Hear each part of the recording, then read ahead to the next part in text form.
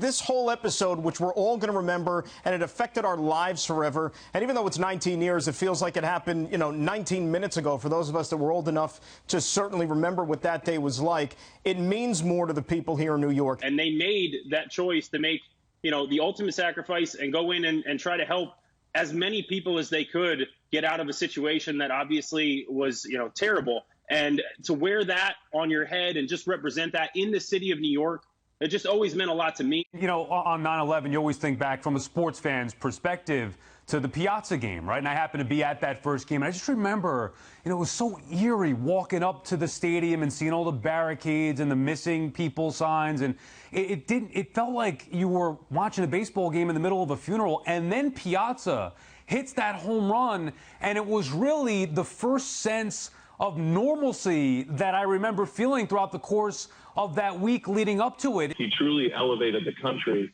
I'm sure it reaches all the way to California. But I had a chance to say thank you to Piazza. The first day I got called up in the big leagues, I drove in from Sacramento.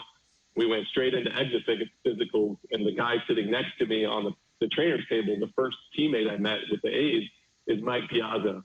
I introduced myself, and he looked over to me, and I said, I just have to say thank you for hitting that home run.